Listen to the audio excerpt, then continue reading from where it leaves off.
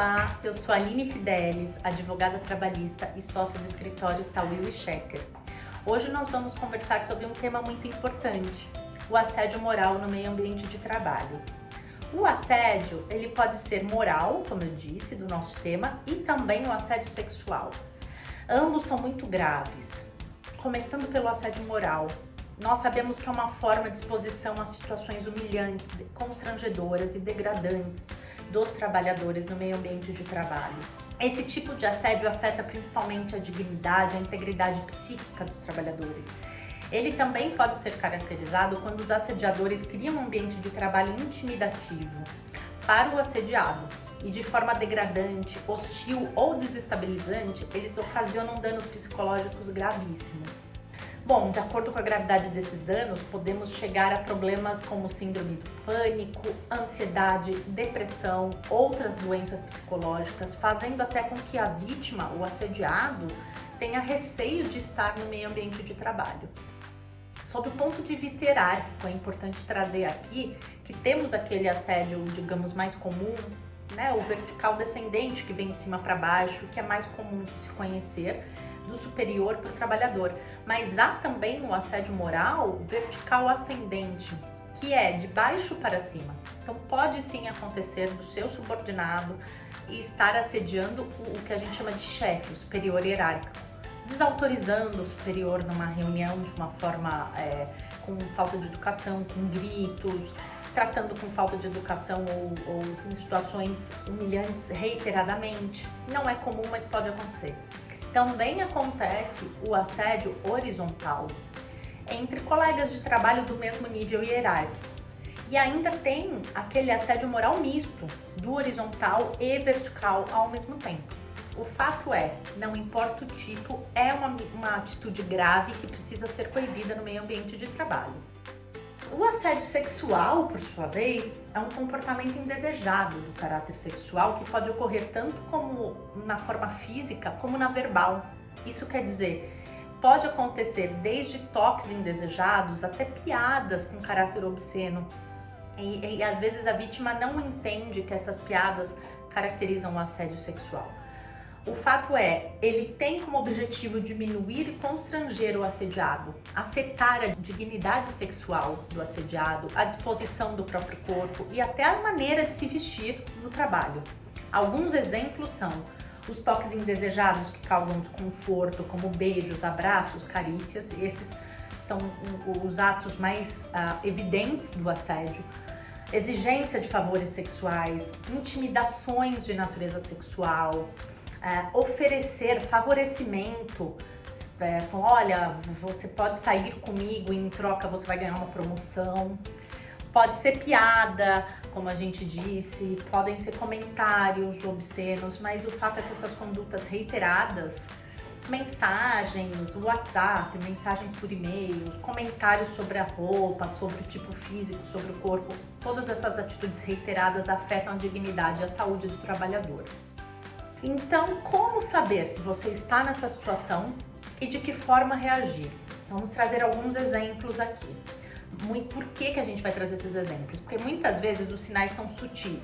E dependendo do caso em que a pessoa se encontra, a situação pode, assim, trazer para ela uma reação de querer negar que de fato está acontecendo com ela aquele cenário de assédio. Mas é preciso que o trabalhador fique atento a esses sinais, que ele pode se manifestar, por exemplo, quando ocorre uma degradação proposital das condições de trabalho. Então, o superior hierárquico, nesse caso, retira da vítima a sua autonomia para trabalhar, não transmite informações úteis para a realização das suas tarefas, contesta sistematicamente as decisões da vítima no seu dia a dia de trabalho, critica injustamente o trabalho com bastante demasia, e aí aquele profissional começa a se sentir muito mal, achando que ele é péssimo profissional, mas na verdade é uma crítica demasiada e injusta para, de fato, com o propósito de assediar, de retirar do profissional a sensação de que ele está realizando bem a tarefa dele. Você priva a vítima do seu acesso a instrumentos de trabalho, por exemplo. Telefone, computador é uma forma de assédio para que ela não tenha meios para prestar bem o trabalho. Retira o trabalho que lhe compete e deixa assim, aquelas tarefas para outros profissionais, ou inclusive deixa a vítima sem nenhuma tarefa para fazer. E a vítima se sente mal, porque ela está lá sem fazer, não sabe o que vai acontecer com ela no ambiente de trabalho. Isso induz muitas vezes a vítima a ficar em dúvida se ela está sendo assediada. Mas o fato está sendo, são formas de assédio. Pode, por exemplo, ocorrer isolamento ou a recusa de comunicação com a vítima. Então, nesse caso, você interrompe a vítima com frequência quando ela está numa reunião, não a deixa se expressar ou na presença de outros colegas. Você comunica com ela só por escrito e faz com que aquela comunicação que antes existia acabe. Recusa ter qualquer tipo de contato, isola a vítima do restante do time. Tudo isso configura, sim, formas de assédio moral no meio ambiente de trabalho. Temos mais outras formas. O atentado contra a dignidade da vítima, por exemplo. Você começa a fazer insinuações desdenhosas, faz gestos de desprezo com a vítima, faz os outros colegas superiores ou subordinados desacreditarem que a vítima é capaz de realizar suas tarefas, espalha rumores sobre a honra e boa fama da vítima, atribui problemas de ordem psicológica à vítima, faz críticas, brinca sobre, por exemplo, deficiências físicas, aspectos físicos da vítima, às vezes cria apelidos, né? Olha, em relação ao aspecto físico, aquela pessoa é assim, ou é um pouquinho mais alta, mais baixa, um pouco mais magra, mais gorda, e cria apelidos, atribui tarefas humilhantes para a vítima. Enfim, pode zombar de suas origens, nacionalidade, crenças religiosas, convicções políticas. Todas essas atitudes têm que ser coibidas e configuram sim o assédio. Tem também o assédio caracterizado pela violência verbal, física, ou seja, você pode ameaçar a vítima de agressões físicas, se comunicar com gritos, você pode assediar a vítima por meio de gestos ou propostas, realmente que vão levar uma agressão física à consideração. Outro ponto de assédio, desconsiderar os problemas de saúde da vítima. Também é uma caracterização, é uma violência física ao trabalhador. E aí a gente se pergunta, qual é o profissional mais adequado para recorrermos numa situação de assédio? Bom, o Departamento de Recursos Humanos, de fato, tem profissionais capacitados para receber essas denúncias e a situação, para que a empresa possa coibir, mas também, geralmente, as empresas têm os canais de ouvidoria que são, muitas vezes, sigilosos e a vítima vai se sentir mais confortável de fazer a denúncia, porque não vai precisar se expor. Então, quando a empresa tem esse canal de denúncia, é excelente. Acreditamos sim que, ultrapassada a etapa de levar a denúncia, muitas vezes as empresas já estão preparadas para dar soluções rápidas e efetivas. E é importante que elas estejam preparadas para isso, porque esses comportamentos precisam ser coibidos. Tá? E aí você diz, mas qual o apoio então jurídico, trabalhista que a pessoa vai ter caso a empresa não esteja preparada ou ignore a denúncia feita? Bom, o trabalhador ele pode sim entrar, não é recomendável, né? Primeiro ele tem que buscar, fazer a denúncia, buscar a forma de solucionar e continuar trabalhando na empresa, continuar a sua carreira. Afinal de contas, ele é a vítima, ele é o assediado. Então não deve ser ele que tem que se retirar do meio ambiente de trabalho.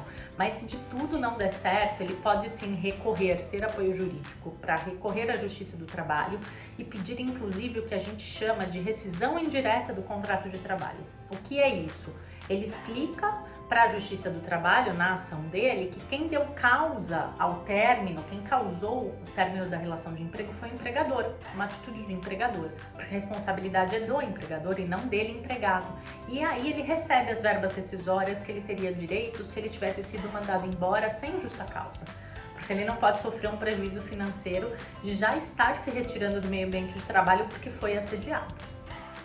Temos também aqui a dúvida de como ficaria caso as empresas conseguissem orientar no combate ao assédio. Bom, seria maravilhoso. A orientação preventiva é o melhor. As empresas devem sim promover com frequência as ações de conscientização por meio de palestras para os seus empregados, para que eles sejam instruídos quanto às condutas que podem caracterizar o assédio. Nós demos alguns exemplos aqui, porque muitos colaboradores não sabem o que caracteriza o assédio. É importante sim saber o que caracteriza, o que não pode ser feito no meio ambiente de trabalho e saber o que fazer caso ocorra o assédio. A empresa tem que divulgar os seus canais de denúncias para que todos saibam e que todos tenham a segurança de, uma vez feita a denúncia, eles não terão prejuízos, não serão retaliados no meio ambiente de trabalho, não vão perder os seus empregos ou promoções por conta das denúncias.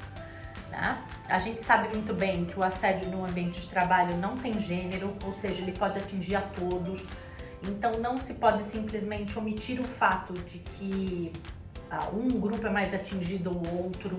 É importante que as empresas também contem com a assistência de profissionais como psicólogos para dar o apoio emocional quando for necessário, e com o intuito de prover maior segurança e apoio, é também recomendável que as empresas fiquem realmente atentas a terem as sanções devidamente documentadas, para que todos saibam que, uma vez agindo dessa forma, serão sancionados, serão punidos, né? Porque o mundo ideal é que o assediador seja retirado do ambiente com condutas reiteradas de assédio, e não que o assediado tenha que chegar ao extremo de buscar a justiça do trabalho e entrar com uma ação pedindo a rescisão indireta do contrato de trabalho. Enfim, para terminarmos aqui, a gente conclui: o ambiente de trabalho tem que ser saudável. E quando a gente fala de saúde e bem-estar, a gente não fala só da saúde física, a gente fala também da saúde psicológica, a saúde mental. A saúde física e mental, elas são complementares. É muito importante que o trabalhador esteja saudável, se sentindo confortável no ambiente de trabalho para atingir melhores resultados, se desenvolver na sua carreira. Isso será bom para o trabalhador e para a empresa. Ó, fica aqui o nosso recado.